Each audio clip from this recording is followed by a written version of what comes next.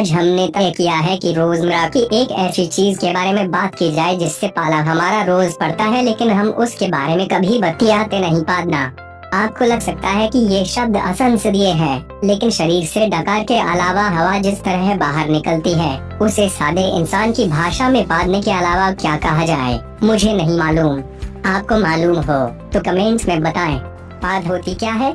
हवा होती है वो जो आप खाते खाते निकल जाते हैं या दूसरी वजहों से फेफड़ों की जगह पेट में चली जाती है। इसके अलावा आपका खाया खाना जब पचते हुए अंत में पहुंचता है तो उस पर बैक्टीरिया काम करने लगते हैं।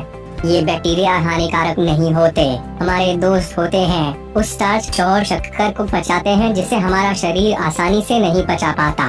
इस दौरान भी गैस निकलती है। आमतौर पर इस प्रक्रिया में 2 से 6 कप तक गैस पैदा होती है।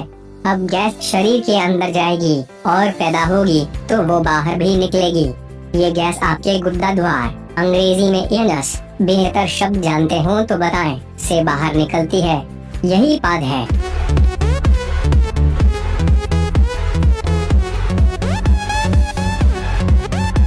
पादना बुरी आदत है क्या? ऐसा लोग कहते हैं। बचपन से आपको सिखा दिया गया है कि बुरा है तो आपने मान लिया कि बुरा होता है, और ऐसा पीढ़ी दर पीढ़ी हुआ है। इसलिए आज तक किसी महापुरुष की जीवनी में उनके किए तमाम गैर जरूरी कामों के जिक्र के बावजूद उनके पादने का जिक्र नहीं मिलता। इसलिए आपने मान लिया है कि पादना बुरा है, लेकिन सच इससे बिल्कुल उलट है। पादना अच्छी सेहत की निशानी है। ये बताता है कि आप पर्याप्त मात्रा में फाइबर खा रहे हैं और आपके शरीर में पाचक बैक्टीरिया की अच्छी संख्या मौजूद है। पादने पर बदबू क्यों आती है? कुछ खाने पीने की चीजें ऐसी होती हैं जिनमें सल्फर होता है। जब शरीर इस सल्फर को तोड़ती है, पचाना तोड़ना ही होता है, तो हाइड्रोजन सल्फाइड निकलती है। इसका फॉर्मूला होता है विसर्ग 2S। इसकी गंध होती है सड़े हुए अंडे जैसी, या उससे कुछ बुरी, आप जानते ही हैं। तो अगर आपके खाने में सल्फर है तो आपकी पाद से बदबू आएगी। जान लीजिए कि टूथपेस्ट में नमक हो न हो, खाने में सल्फर जरूर होना चाहिए।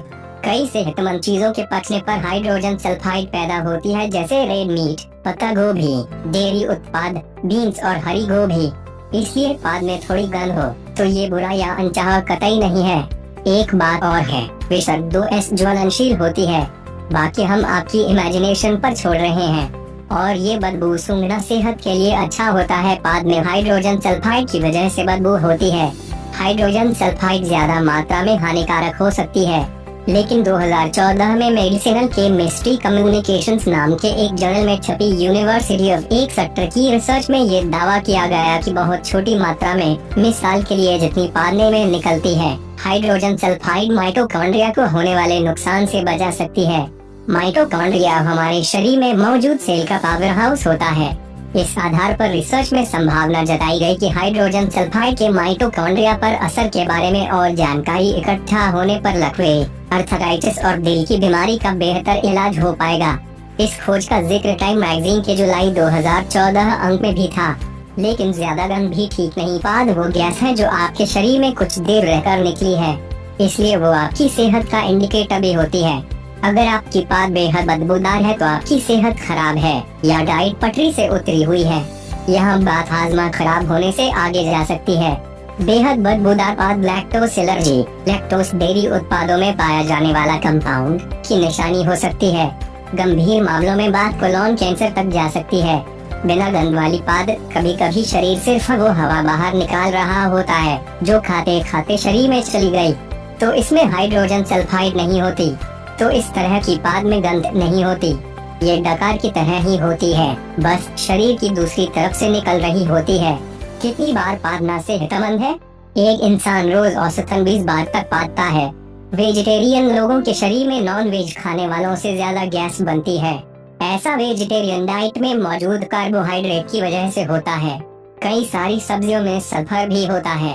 यदि आप बहुत ही कम पादते हैं तो इसका मतलब है कि आपकी डाइट में फाइबर की कमी है। इसी तरह पाद की अति भी खराब सेहत की निशानी होती है। आवाज और बेआवाज पाद पादते वक्त गैस की मात्रा और शरीर के पोस्चर के आधार पर तय होता है पादने में आवाज होगी कि नहीं। तो दोनों तरह की पादें नॉर्मल हैं। पादने में ये अकेली चीज है जिसका आपकी सेहत से ताल्लुक नहीं है। बस इतना है कि आवाज के डर से जो लोग पाद को कंट्रोल करते हैं उन्हें ज्यादा देर तक ऐसा नहीं करना चाहिए। लड़कियां भी पादती हैं।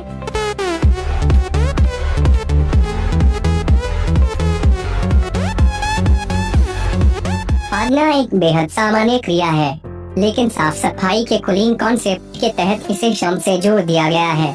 इसलिए लड़के तो एक बार की मान भी लें, लड़कियों से यही अपेक्षित होता है कि वो लाज शर्म रखें, पादने जैसी छिछली बातें करने से झिझकें, या फिर ये कह दें कि नहीं, हमारे शरीर में तो गैस बनती ही नहीं। विज्ञान कहता है लड़कों की तरह लड़कियां भी पादती हैं और उनके जितना ही पादती हैं, लेकिन उनकी कंडीशनिंग इस तरह की कर दी गई है कि वो लड़कों जितना खुलकर इस बारे में कुछ कहती नहीं। हम ये नहीं कह रहे कि माथे पर लिख लिया जाए कि मैं पादती हूँ, लेकिन इसे लेकर डिनायल मोड से बाहर आ जाने से मानव जाति का भला ही होगा। तो अब आप जान गए हैं कि पाद हल्की जरूर होती है, लेकिन उसे हल्के में लेने की जरूरत कतई नहीं है। अगर आप इस बारे में कुछ काम कर जानते हैं तो हमें कमेंट बॉक्स में बताएं।